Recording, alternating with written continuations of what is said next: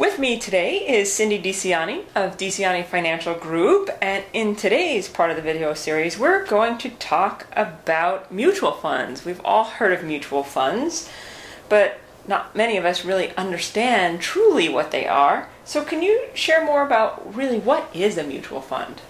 Sure can. We had just had two video presentations for you prior to this, one on stocks and one on bonds.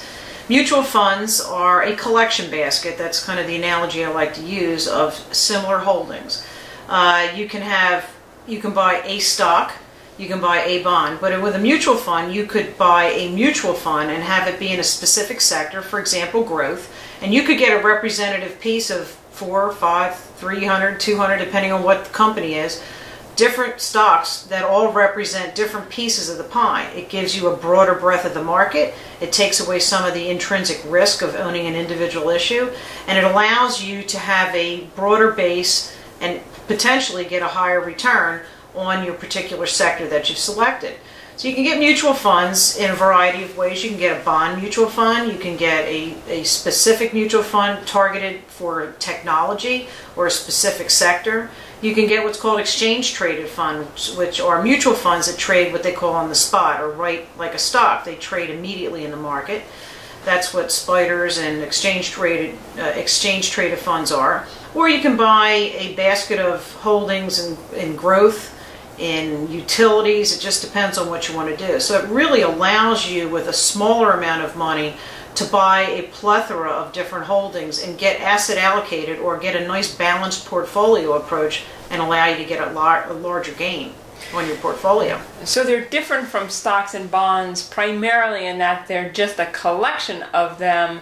So rather than just owning one company or one or two companies, you're owning a broad piece. Exactly. Is that how it works? Exactly. That's exactly how it works, and it makes it nice for the smaller investor, so that you can buy a large breadth of different funds, a large breadth of different holdings, and have it maybe intrinsically built into 3 or 4 different things. So it really gives you some really good basis to start investing, and it's always good to start out with a nice portfolio of mutual funds.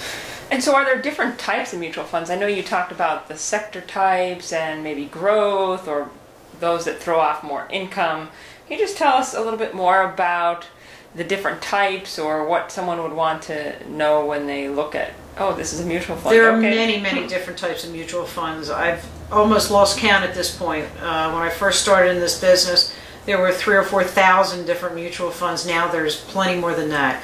And as we evolve, we created ETFs and spiders, and there's all kinds of different types of approaches, and really it's based on cost. It's based on what you want for your portfolio. It's company driven. Oftentimes there are companies like Vanguard, everybody's heard of them, Fidelity, American Funds. These are companies that have large portfolios of mutual funds with a big offering, and you can buy into them relatively minor costs, and you can build your portfolio based on those.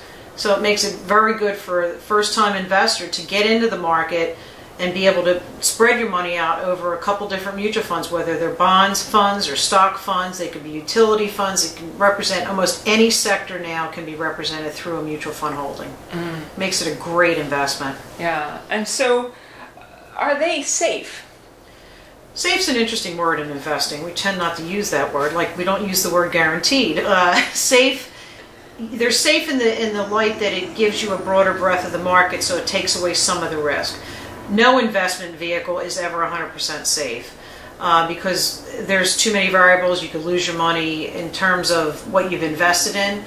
Safe in terms of investing with a company that's had a long and strong history of being in the markets, long and strong mutual fund companies that have been around for 30, 40, 50, 60 years, that have long histories. Those are the funds and the fund families that I tend to use. I tend not to use companies that either have a huge they vary too much in the market, or they go up really fast. I tend to shy away from those, although it's always fun to make money on the upside, but what comes up must go down. And as a very good friend of mine always says, what the market giveth, the market will taketh away. So if you have a mutual fund or any holding that goes up pretty severely, it's always good to sell and take your money and run. Yeah. And different mutual funds have different levels of costs built into them as well. Exactly. The funds, like an emerging market fund, for example, has a very substantially higher cost than, for example, a balanced fund. Primarily because the people who manage those funds sell in and out of those markets all the time, so it drives the cost up. So that's something that everybody should really be pretty aware of, is the costs inside of them. And some fund families have higher costs than others, so it just depends on the particular holding and the particular family, fund family. Yeah. So how do all the pieces work together? Different funds do different things, and so much like stocks and bonds, you had breached the term asset allocation, which we may talk about even more. That, yep. But how does that apply to mutual funds? Well, you can get a nicely diversified or asset allocated portfolio. What asset allocation really talks about is spreading your risk out over different classes of investments that move differently from each other, which is called their correlation, or how much they move together, or negatively correlated, how much they move against each other. It's always best to have assets in a portfolio that have negative correlation. In other words, when one goes up, one goes down, because it gives you a balance inside of the market. How much risk you're willing to take can be, controlled somewhat by the funds and the asset allocation that you pick. So it's always good. I usually tell people, if you're not real comfortable with markets that fly up and down, you should be in a 50-50 portfolio. 40-60, which means 40% in equities or bond or stocks, and the other 60% in bonds. But ultimately, the best portfolio is one that you can get the amount of return for the amount of level of risk that you can tolerate. And that's really the most important part. Yeah, the best portfolio for you is customized for you, and that's why there's people like you. And that's exactly what we do here. Is every portfolio for all my clients are very different, because every one of my clients' situations are different. Their risk tolerances are substantially different.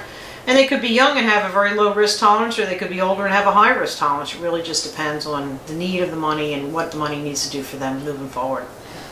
Well, thanks for that broad brush about mutual funds. It makes a lot more sense. So now as we're seeing commercials and what have you, we can put the pieces together. So once again, if you would like to learn more about Diccianni Financial Group, head to the web at www.dfgpa.com, and we will be back soon with the next episode in this video series. Thank you.